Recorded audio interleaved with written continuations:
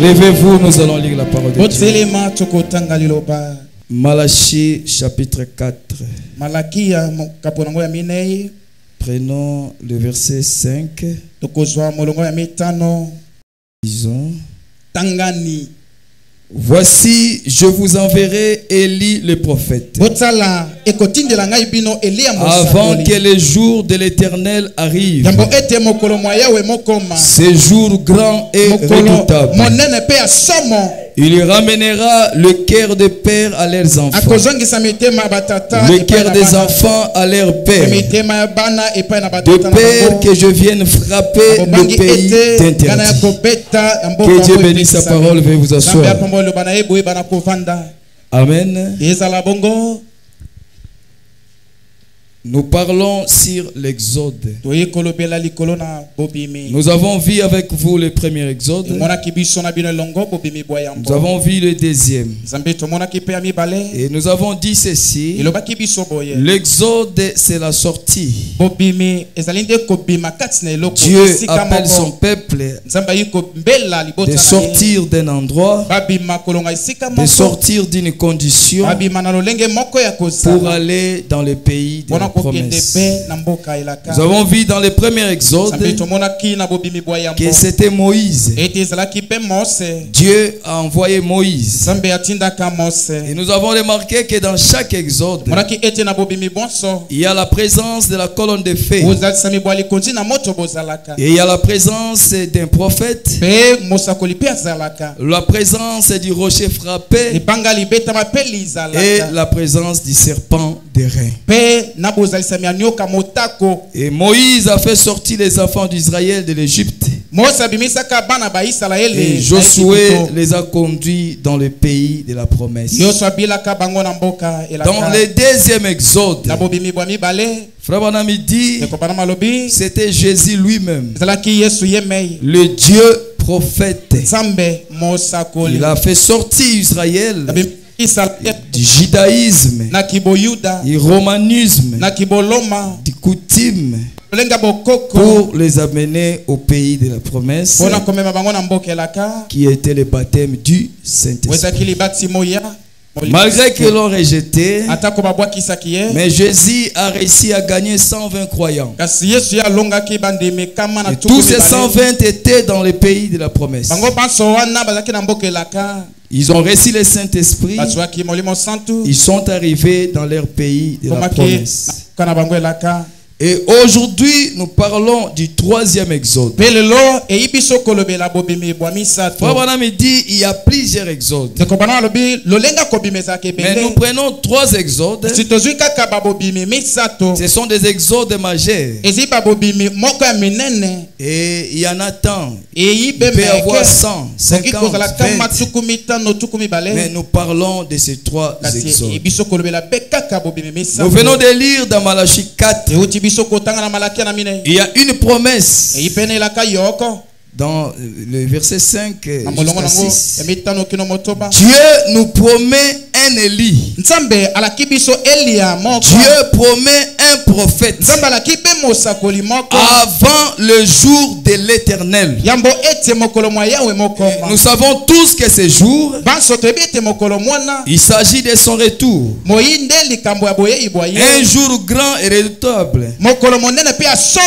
Mais ce prophète a un travail de ramener le cœur des enfants à leur père. Le père apostolique. Nous sommes dans le troisième Exode. Dieu appelle un peuple à sortir. À sortir d'une condition pour entrer dans la gloire. Et dans ce troisième Exode, il doit y avoir un prophète. Il doit y avoir la colonne de feu, le serpent d'airain et les rochers frappés. Dans chaque exode, ces choses accompagnent chaque exode. Et dans Malachie 4, 4, 5, 6, nous avons déjà la promesse d'un prophète. Un Élie le prophète, qui ramènera le cœur des enfants aux apôtres. Et s'il y a un prophète, il doit y avoir aussi la colonne de feu, et les serpents de reins, et les rochers frappés. Prenons Apocalypse 10. Commençons au premier verset jusqu'à 7. J'ai vu un autre ange puissant qui descendait du ciel, enveloppé d'une nuée. Au-dessus de sa tête, l'arc-en-ciel. Son visage était comme le soleil, ses pieds comme des colonnes de feu. Il tenait dans sa main un petit livre ouvert. Il lui posa son pied droit sur la mer, son pied gauche sur la terre. Jira d'une voix forte, comme rugit un lion. Et quand il cria, les 7 tonnerres firent entendre leur voix. Quand les 7 tonnerres eurent fait entendre leur voix, j'allais écrire, mais j'ai entendu du ciel une voix qui disait: celle qu'on dit les 7 tonnerres, ne l'écris pas. Et l'ange que je voyais debout sur la mer et sur la terre leva sa main droite vers le ciel, jura par celui qui vit au siècle des siècles, qui a créé les cieux, ce qui se trouve, la terre et ce qui se trouve, la mer et ce qui se trouve. Il y aurait plus de délai, mais qu'au jour de la voix du 7e ange,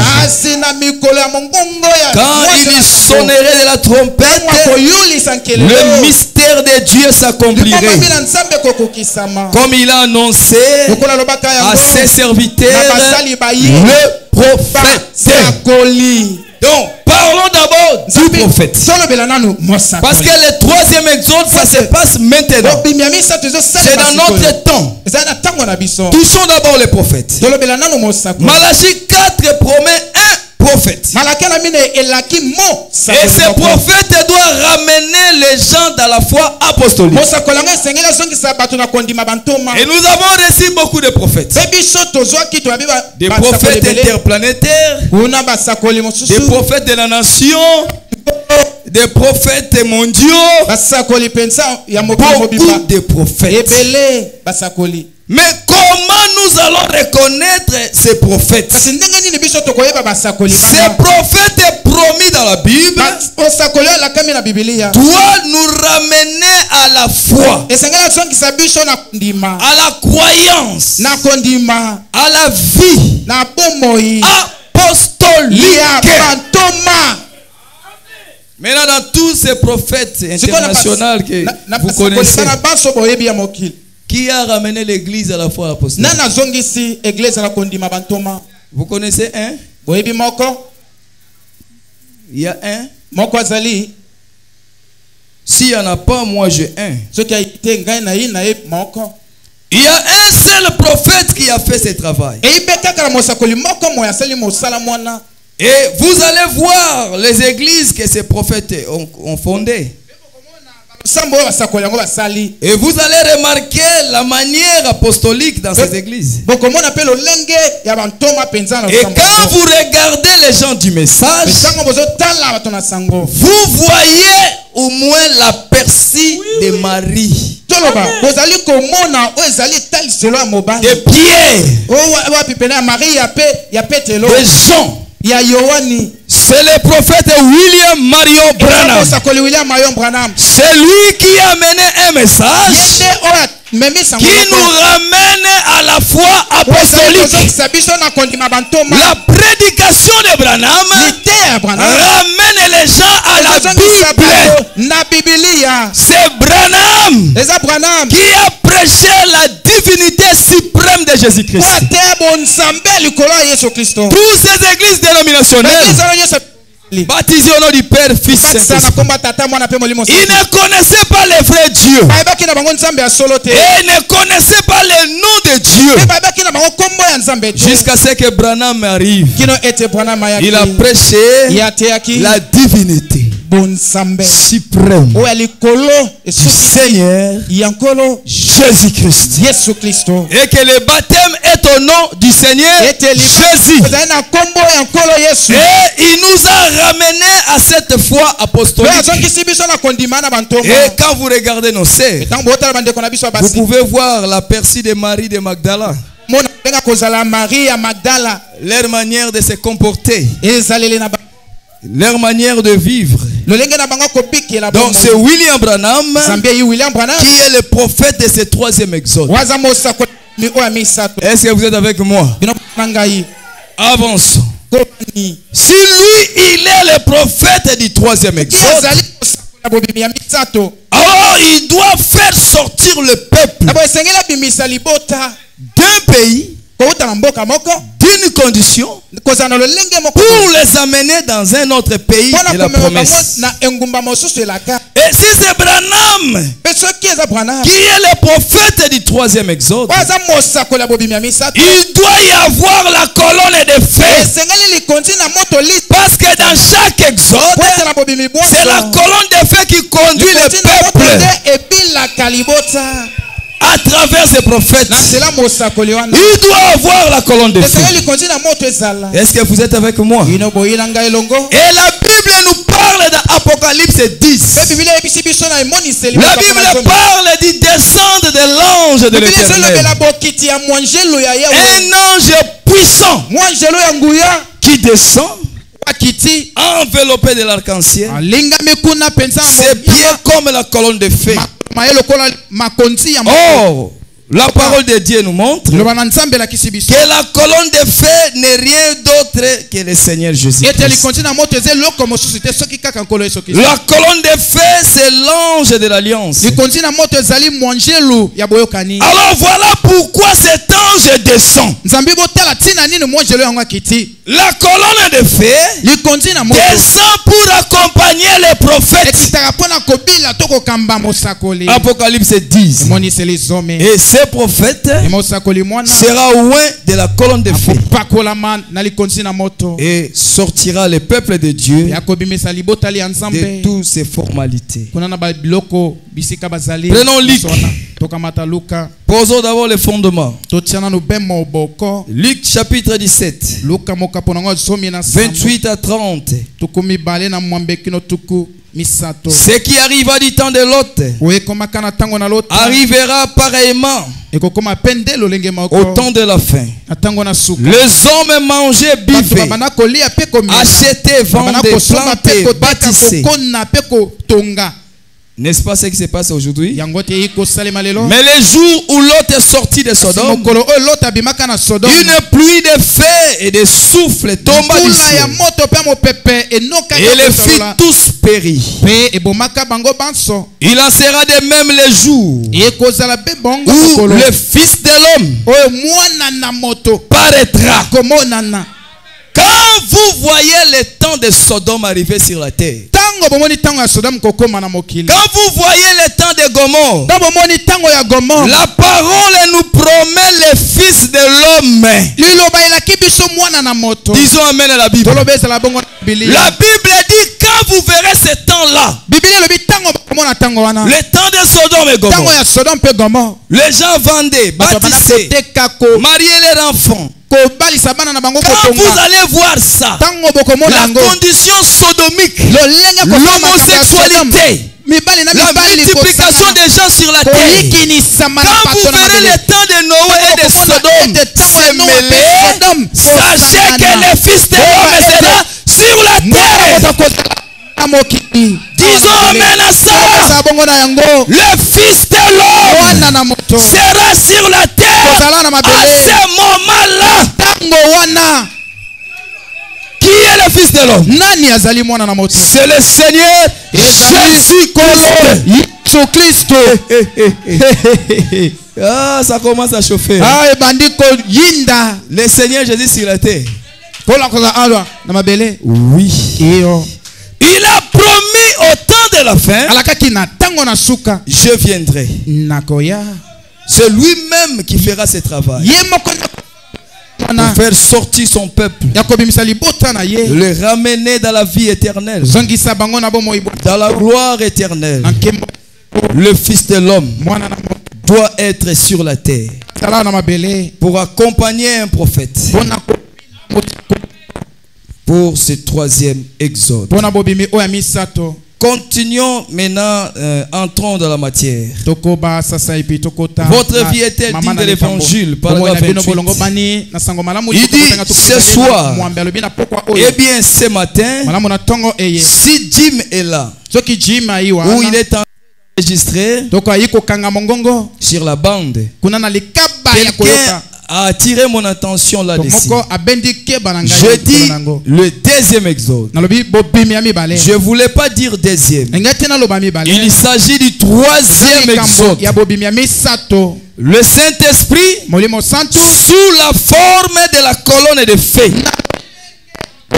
Dieu est descendu. Il s'est manifesté et a fait sortir les gens dans le premier exode. Et puis, Israël est sorti de l'Égypte. Et dans le deuxième exode, c'était Christ faisant sortir l'église du judaïsme. Amen. Et le troisième exode, c'est quand la même colonne de feu. Soyez avec moi. N'ayez pas peur. Gardez vos plumes. Nous n'irons pas au travers. Soyez calmes. Soyez très posés. Bon, aujourd'hui, je prêche le message. Tous ces premiers exodes, c'était l'introduction. Voici notre exode. C'est ça l'enseignement qui nous concerne. Alors les aigles, soyez posés. N'ayez pas peur. Oh Jésus. Oh Jésus. Merci.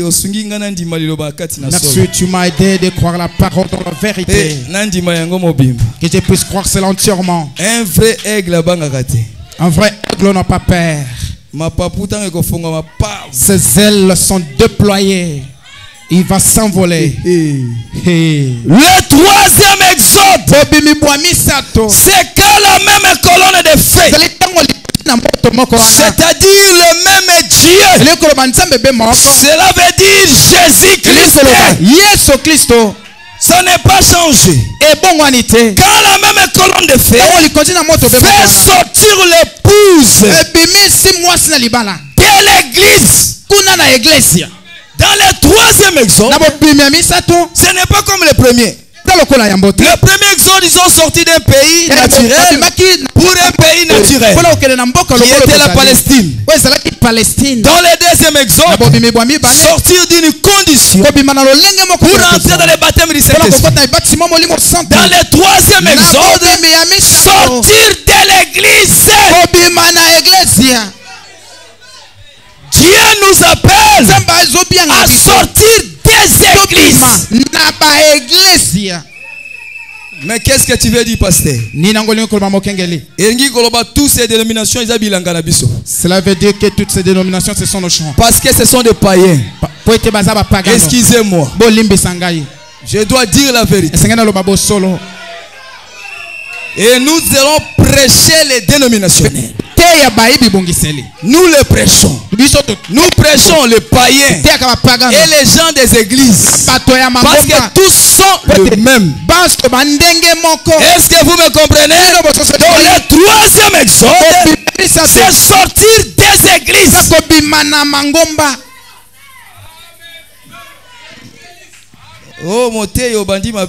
Oh, les prédicateurs, vous commencez très mal. Les autres ont fait leur église, ils commencent à prêcher là-dessus. Nous prêchons ces gens-là. Il dit sortir du naturel.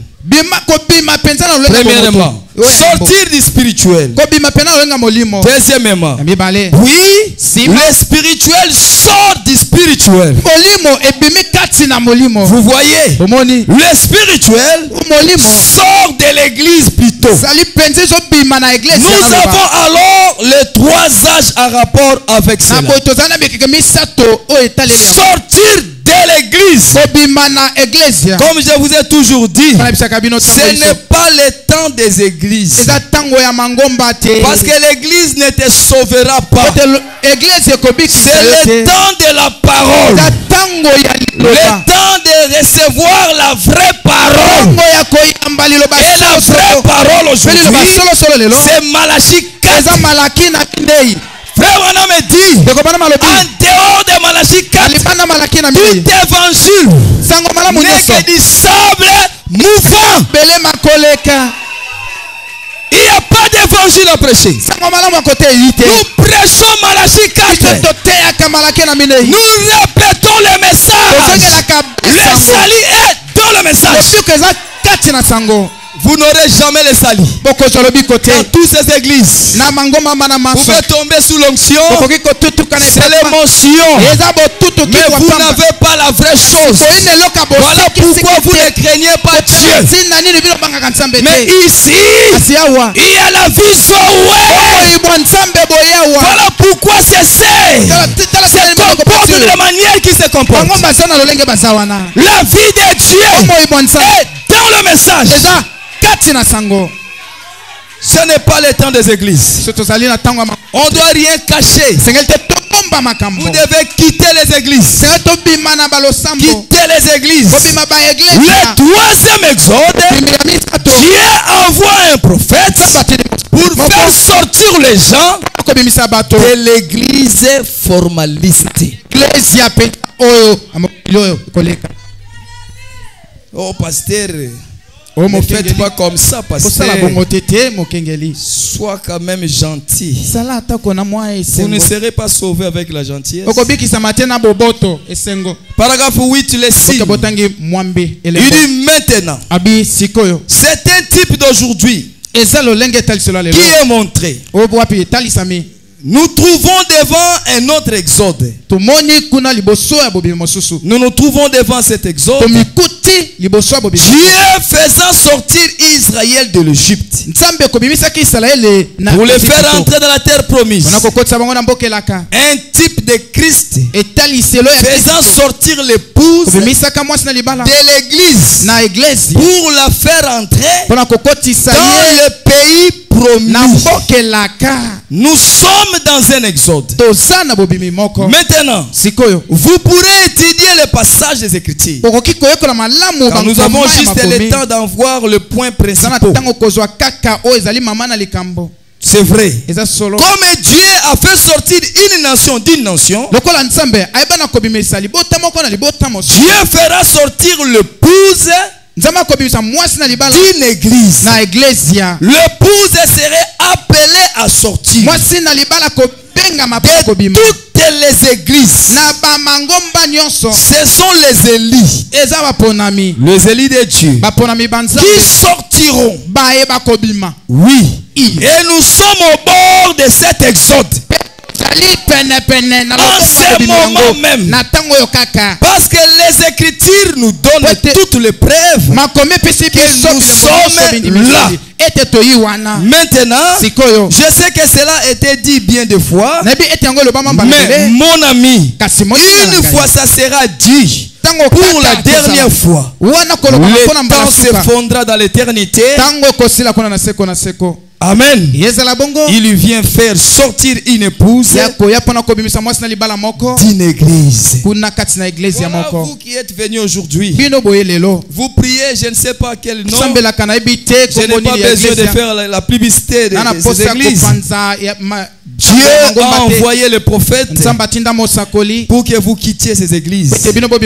Nous étions dans ces églises. Et aujourd'hui, Dieu nous a fait grâce. Nous avons reçu la lumière et nous sommes sortis de ces choses, de ces citernes. C'est Jésus qu'on appelle Christ. Paragraphe 151. Examinons les promesses de Dieu pour aujourd'hui. Souvenez-vous, nous sommes dans un autre exode.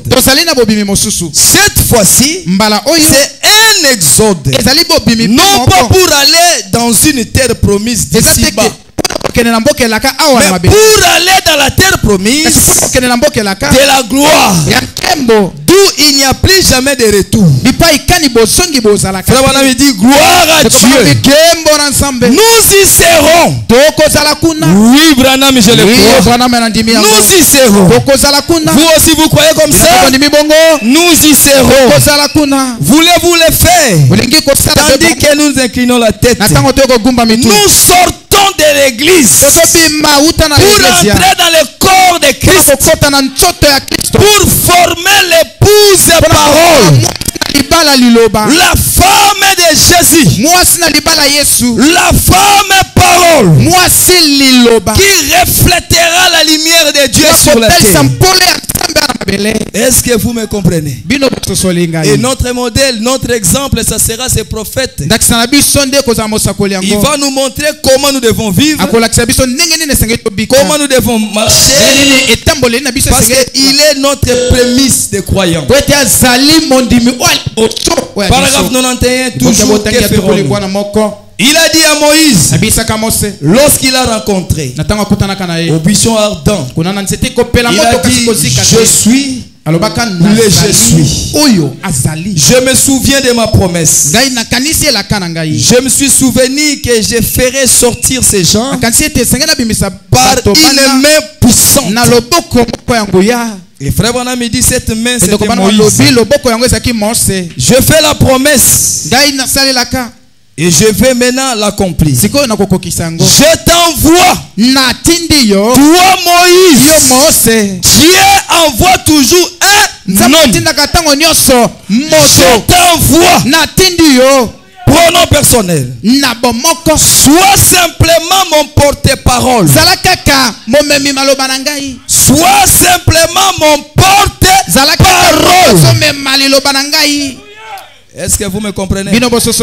Quand le prophète vient à l'Exode, il est simplement un porte-parole. Il ne s'agit pas du prophète, mais de Dieu lui-même. Oui. Quand il vous dit que fais ça, fais ceci, ainsi dit l'Éternel, cela vient de Dieu lui-même. Voilà pourquoi on appelle le prophète la bouche de Dieu. Je t'envoie, sois simplement mon porte-parole. Le prophète apporte la parole. Et cette parole, c'est la grâce que Dieu nous envoie. Ça, c'était dans le premier exode. Moïse a délivré ses peuples. Paragraphe 92. Voilà ce que les hommes et les femmes devraient rechercher aujourd'hui. La promesse d'un autre exode. Toi, tu ne cherches pas de telle et telle chose. Il faut chercher la promesse de l'exode d'aujourd'hui. C'est pour laquelle nous pouvons tout prêcher. Mais lorsque nous parlons de l'actualité, c'est là où nous découvrons ceux qui sont de Dieu et ceux qui ne le sont pas. Parce que c'est de Dieu. Ce que Branham a dit se trouve déjà à eux. Ce n'est qu'un témoignage de la lumière. Quand Frère Branham dit quelque chose, ça éclaire dans votre cœur. Et votre cœur vous dit ceci. Comment toi tu es venu dans le message? Tu ne comprends pas. C'est Dieu qui t'a attiré. Comme toi qui es venu aujourd'hui. Si tu es la semence de Dieu, on n'a pas besoin de te cajoler. Il faut que tu écoutes le message. Dieu te ramènera. Au pasteur, prêchez un peu. Comme ça, les nouveaux croyants vont croire. Non, c'est faux.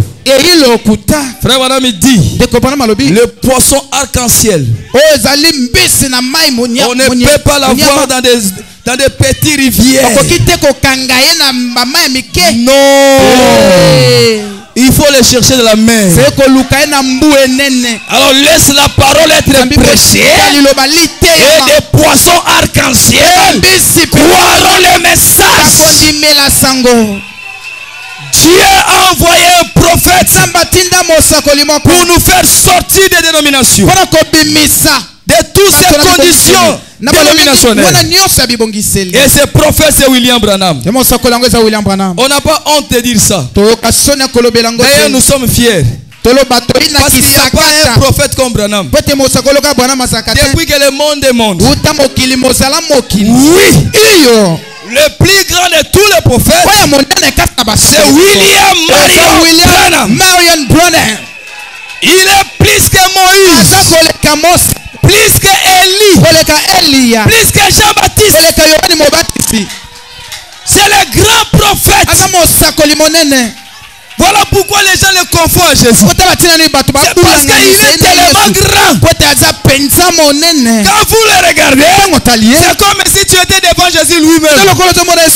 Alors les adorateurs vont confondre les choses. Ils vont adorer Branham. Mais l'épouse est calme. L'épouse connaît la position de Dieu et la position du prophète. Et nous connaissons la danse.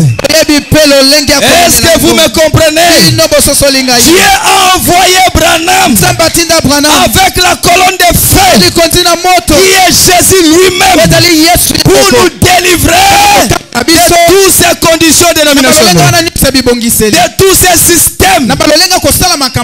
Oui, Jésus merveilleux. Oh, la délivrance de l'épouse. Paragraphe 47, les signes. Frère me dit ceci. C'est là où nous quittons un âge de l'église. Nous quittons l'âge de l'été pour entrer dans l'âge de Wesley, l'âge des pentecôtistes, ainsi de suite. Au fur et à mesure que nous avançons, Dieu continue à magnifier la même parole. Il a laissé continuer à avancer comme cela jusqu'à ce que finalement l'église sera à l'image de Jésus-Christ. Laquelle église sera son épouse qu'il amènera à la maison. C'est vrai. Des choses que nous attendons aujourd'hui. Assurément, nous savons que l'église du monde, l'église charnelle, la dénomination, ceux qui ne sont pas dans le baptême du Saint-Esprit dans l'âme passeront par la tribulation, mais pas l'épouse. Celle-ci sortira de l'église, juste comme Israël était sorti de l'Égypte. Et aujourd'hui, nous trouvons donc que le Saint-Esprit est celui qui nous identifie à Jésus-Christ. L'épouse, c'est qui? Ce sont des prédestinés. C'est là que Dieu a connu avant la fondation du monde. Il a mis leur nom dans les livres de vie de l'agneau. Par son sang, il a écrit leur nom. Il n'y a pas moyen d'effacer le nom de l'épouse. Et l'épouse a une partie de la parole dans son âme. Est-ce que vous me comprenez? L'épouse a déjà la parole.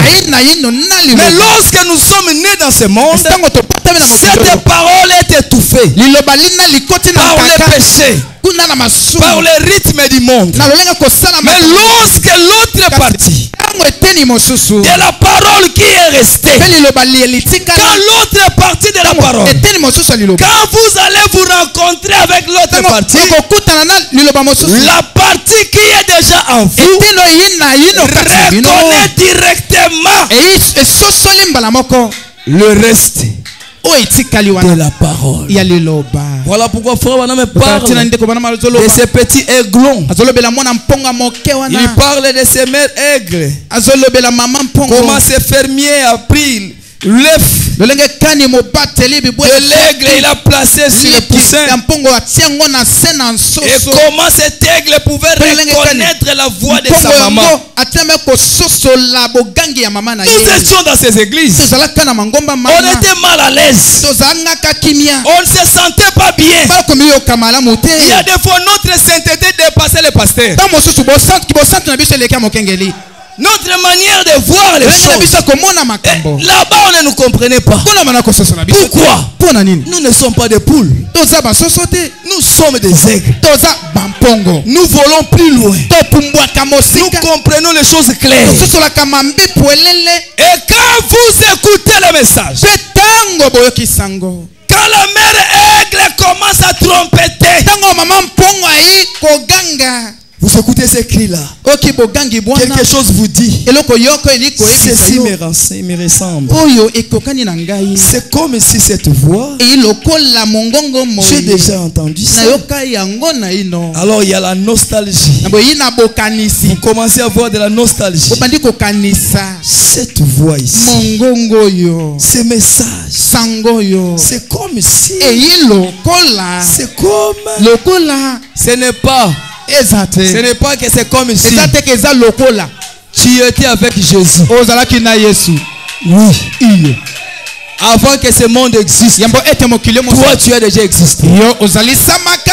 Frère Branham me dit, nous sommes éternels. Nous n'avons pas de commencement aussi. Nous n'avons pas aussi de fin. On a eu le commencement ici sur la terre parce que nous sommes nés. Nous sommes nés chez une femme. Nous sommes éternels par nos âmes.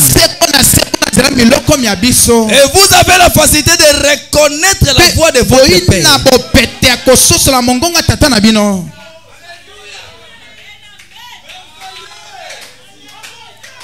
Ce troisième exode, Dieu convoqua ses enfants. Dieu appela ses enfants de sortir des dénominations, de sortir des églises. Les églises ont des systèmes, tant de choses, dans les églises. Paragraphe 20, l'accusation. Il dit, remarquez, dans le premier exode, il était une colonne de feu. Ensuite, lorsqu'il est venu sur la terre, dans le deuxième exode, dans le pays où il les avait conduits, quel beau type! Ça sera dans les milléniums, là où il conduit l'église maintenant. Nous verrons tel qu'il est. Nous le verrons. Et nous aussi nous serons tel que notre Père sera. Nous aurons un corps semblable à son propre corps. Et aujourd'hui, par la lumière de l'évangile, reflétant à partir d'une lumière, une colonne de feu qui est visible parmi nous. La science a vu cela. Elle se trouve dans les magazines Life et partout dans le monde. Elle est identifiée scientifiquement et spirituellement comme la même colonne de feu. De par le même signe et les mêmes choses qu'elle a toujours fait. Le même colonne de feu qui a conduit Israël, qui a conduit ou qui a fait sortir les Juifs du judaïsme. La même colonne de feu est promis pour le temps de la fin. On parle du retour. Tous ces âges qui est resté là. Irénée, Martin, il n'y a pas eu la colonne de feu visible. Non. On ne le voyait pas ça. On a eu des réformateurs, des gens qui essayaient de donner, essayaient d'arranger à Percy la colonne de feu. Mais la Bible nous promet qu'au temps de la fin, il y a le retour de la colonne de feu. Dieu doit retourner sur la terre pour se manifester. Est-ce que vous me comprenez? Lisons les prophètes. Prenons la fête des trompettes. Nous avons chanté dans les églises. La colonne de feu, la colonne de feu. Mais la colonne de feu en question, nous n'avons jamais vu cela. Mais nous sommes venus dans les messages. Nous avons vu cela. C'est limite. Il faut de Branham, mais c'est là. Pour ceux qui sont il a fallu que cela parvienne aux enfants. Paragraphe 244. Il y a eu 3 étapes, comme je le disais. Le martyr, l'âge des martyrs. À cause de cela, ensuite l'étape des réformateurs. Et maintenant, c'est l'appel à sortir. À sortir des églises. 43. Remarquez, le Saint-Esprit a été lié par ce fleuve dénominationnel. Donc la colonne de feu, les dénominationnels avec leur système ont lié le Saint-Esprit pendant 2000 ans. Vous croyez Branham? Frère Branham il dit, ils ont lié le Saint-Esprit. Il doit être délié au temps du soir. Ils ont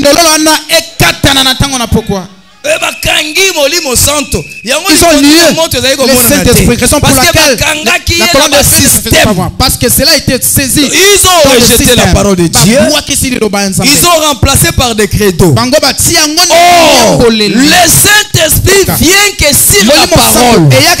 Alors, il n'y avait pas la parole dans le monde. Il y avait des credos dénominationnels. Ils ont placé des dogmes. Et ils ont lié la puissance de Dieu. Mais au temps du soir, Branham dit, le Saint-Esprit doit être délié par le message du temps du soir.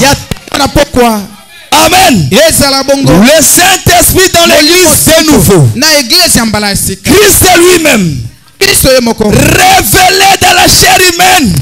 Au temps du soir, il a dit, il a promis.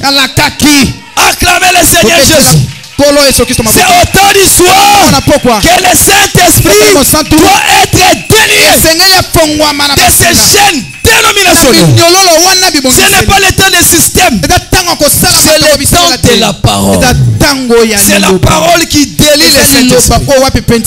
Et vous verrez Dieu dans la chair humaine, dans son épouse, se manifestant. Il l'a promis. Et il a dit, au temps du soir, la lumière apparaîtra. Au temps du soir, la vérité sera connue. La lumière n'est rien d'autre que la vérité. Au temps du soir, la vérité sera connue. Quand le 7e ange jouera de la trompette, tous les mystères de Dieu seront révélés. Il n'y a plus de secret aujourd'hui. Nous connaissons notre Dieu. Son nom est Jésus-Christ.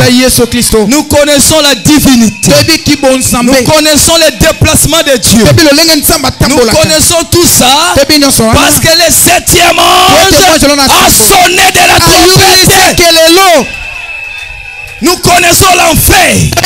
Nous connaissons les cieux et les dimensions. Tout est connu par Pendant que vous connaissez ces choses, les aveugles dénominationnels, ils ne connaissent pas ça. Ils sont là suivant des pasteurs. Et ils tombent avec eux. Ils ne connaissent pas ces choses. Ce sont ces choses qui vous donnent la foi de l'enlèvement. Sinon, les dénominationnels seront enlevés. Ils ne seront pas enlevés parce qu'ils n'ont pas la foi de l'enlèvement. Parce que la foi de l'enlèvement vient de Malachie 4.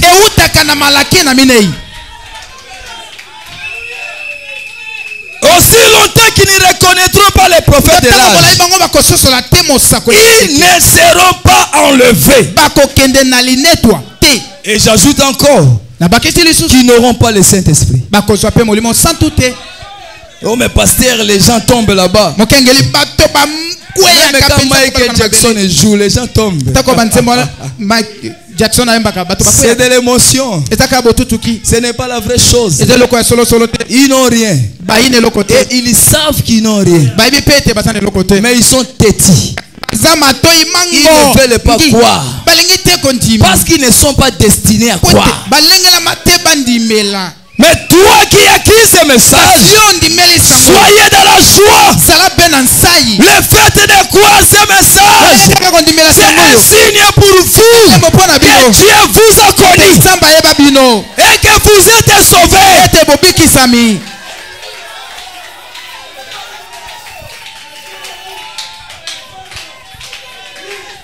Nous devons dire aux gens la vérité. On doit dire aux dénominationnels la vérité. Dieu a envoyé un prophète. Ce prophète est venu pour tout le monde. Pour les méthodistes, pour les pentecôtistes, les baptistes et bien sûr les catholiques. Pour les gens de l'armée d'Isali. Paragraphe 73. Dieu dévoilé. Écoutez ce qu'il lui dit. Pour ses actes, il y change de forme. Ensuite, il est venu sous la forme du Fils de l'homme. Remarquez. Prenons 70. Il est venu comme Fils de l'homme. C'est-à-dire le prophète. C'est précisément ce qu'il a fait. Même cette petite femme, dans son état du péché, au puits, elle l'a reconnu et elle a dit, nous savons que le Messie doit venir, celui qu'on appelle le Christ, et c'est ce qu'il fera. Voyez-vous, elle l'a reconnu, elle était pécheresse, mais fille de Dieu, elle était connue d'avance. Et quand il a vu le Messie de son jour, cette pécheresse a reconnu. Est-ce que vous me comprenez? Maintenant, pour l'âge des réformateurs, Wesley luttait tout au long. Ensuite, nous voyons qu'ils ont tout confondu. Exactement comme Israël l'avait fait. Si bien que quand il s'est présenté, dans les derniers jours, dans l'âge pentecôtiste, comme le Saint-Esprit, ils l'ont rejeté. Ils ont fait la même chose que Israël. Et maintenant, qu'est-ce qu'il fait? Comme ils ont rejeté le Saint-Esprit, il revient comme fils de l'homme. C'est-à-dire un prophète. Et de là, fils de David pour le millénium. On l'a rejeté comme Saint-Esprit. Alors il revient comme le Fils de l'homme. Le Fils de l'homme, ce n'est pas Branham. Le Fils de l'homme, c'est le Seigneur Jésus-Christ. Mais Voilà la cadence qui passe ici. Le Seigneur Jésus, étant présent par son esprit, absent du corps physique,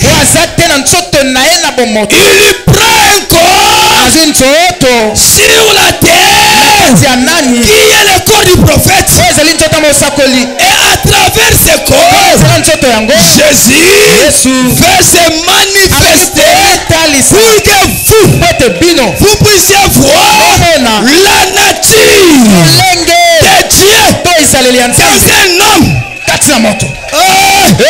Qui croira ça? Qui peut croire ça? Ce n'est que les pouces. Ce n'est que les enfants de Dieu prédestinés avant la fondation du monde. Frère Branham dit ceci: l'homme n'arrive pas à croire son frère. L'homme, le problème avec l'homme, il ne croit pas son frère. Et Dieu a dit pour choisir l'épouse, je dois faire ça. Je dois utiliser l'un d'eux. Et je dois cacher les salis à travers ça. C'est comme ça que je vous ai toujours dit. Même si vous priez au nom de Jésus, si vous ne croyez pas le message, vous ne serez pas enlevé. Dites-moi amen à ça. Jésus aujourd'hui, c'est la parole. Jésus aujourd'hui, c'est le message prêché par Branham. Vous allez prier Jésus, Jésus. Jésus ne vous connaît pas. Qui est ce Jésus? Il a promis de revenir. Où est ce Jésus? Il est invisible. Et vous ne le voyez pas. Et vous croyez quel Jésus vous? Vous priez quel Jésus? Jésus aujourd'hui, trouvez dans le message.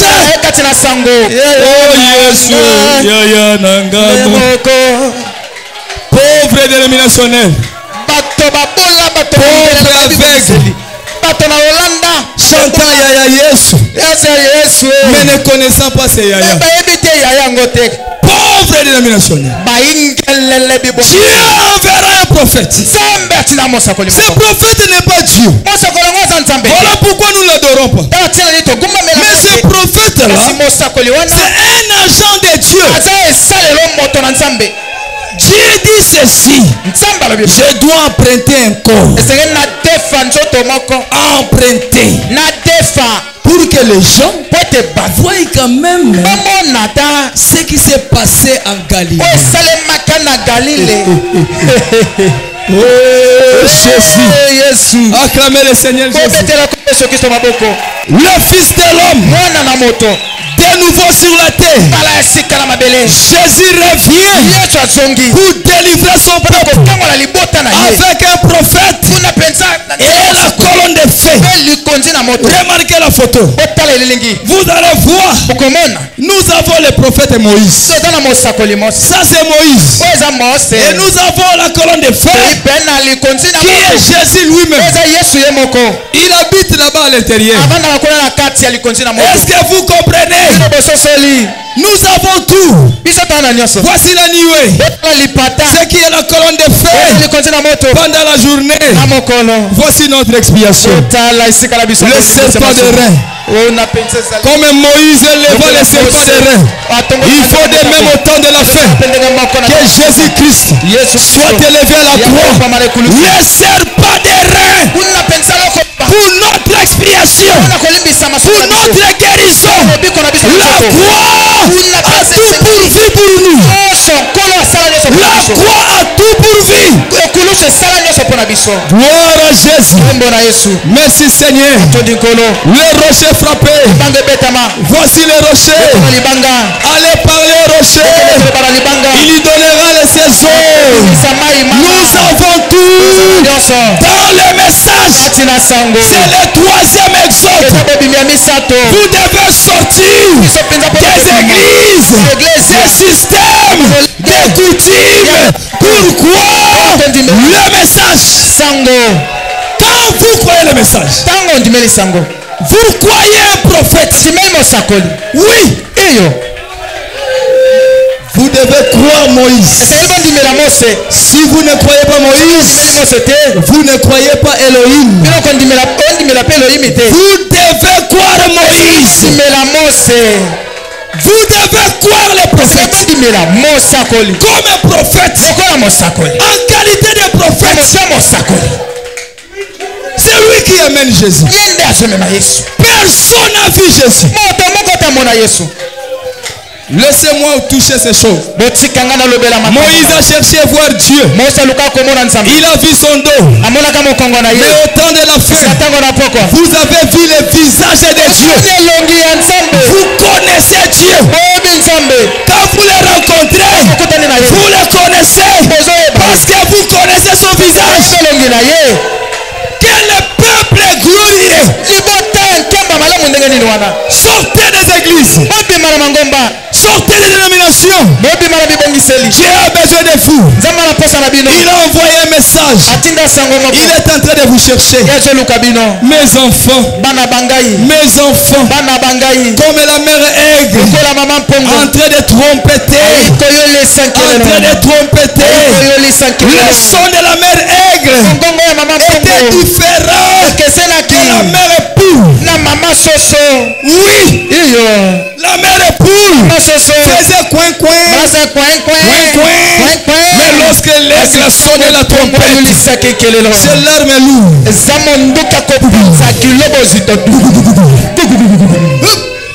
Ça c'est moi. Ça doit être ma mère. Vous êtes les prédestinés. Nous ne cherchons pas les membres de l'église. Nous cherchons l'épouse. Et quand nous cherchons l'épouse, nous vous disons la vérité. L'épouse Kwara. C'est le temps de la séparation.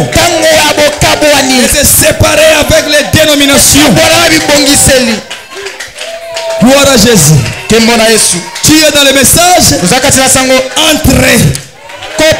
Entrez dans la parole. Entrez là-bas. Le message sauvera toujours quelqu'un. On ne cherche pas les membres. Pour avoir beaucoup de gens. L'ordre nous a été donné de chercher le dernier élu. Et on doit lui dire la vérité. Merci Seigneur. Acclamez le Seigneur Jésus-Christ.